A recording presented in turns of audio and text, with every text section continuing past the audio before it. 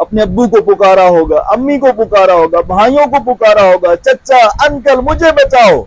आज तबीयत पर एक अजब सा मतलब दुख तारी है।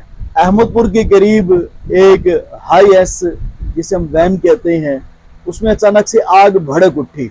नन्ही तालिबात बैठी थी, एक बच्ची झुलस गई और फौत हो गई और बाकी भी झुलसी, लेकिन वो शदीद जख्मी है। मैं उस मंजर को तस्वुर में ला रहा हूं कि जो बच्चियां आग की लपट में आई होंगी उन पर क्या गुजरा होगा, उन्होंने कब किस आलम में किसको पुकारा होगा और उनका दर्द उस वक्त कितना गहरा होगा।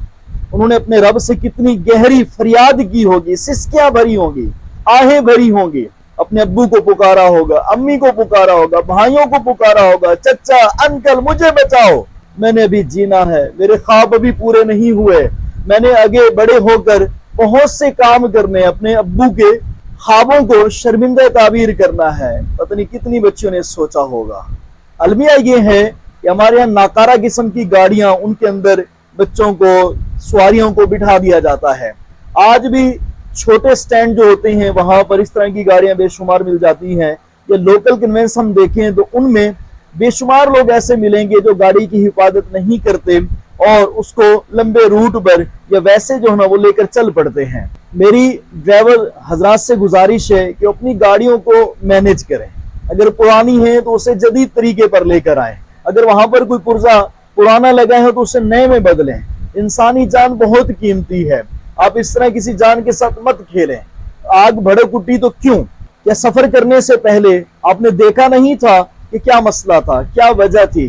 क्लियरेंस सर्टिफिकेट उस गाड़ी का पता नहीं है कि नहीं है, उस वक्त अड्डे के मैनेजर ने पता नहीं कैसे जाने दिया। या अगर ये तालिबात के लिए घर से उठाने वाली गाड़ी थी तो पता नहीं हमारे शहर के वो लोग जो ट्रांसपोर्ट के बड़े हैं, इंचार्ज हैं, वो इस तरह की हर गाड़ी की पहचान क्यों नहीं रखते? किसकी गाड़ी कितनी काबिल है कि वो इस्तेमाल हो, कितनी काबिल है कि वो इस्तेमाल में ना आए, इसकी खबर क्यों नहीं रखते?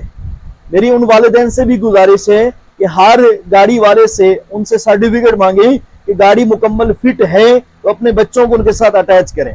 इस तरीके से सवारियां भी अपने कंडक्टर से या अपने ड्राइवर से बात कर लिया करें कि सर ये गाड़ी जो लेकर जा रहे हैं इसका सर्टिफिकेट, क्लियरेंस या इसके अलावा इसके अंदर जो भी मामलात हैं वो दुरुस्त हैं कि नहीं है, हम जो बैठ रहे हैं आगे कोई हादसा तो नहीं होगा हमें। तो इस तरीके से आप जो ना वो मोहतात रहें, अपने बच्चों को भी जो ना आप मोहतात करें। अल्लाह हम सब का निगहबान हो, आमीन।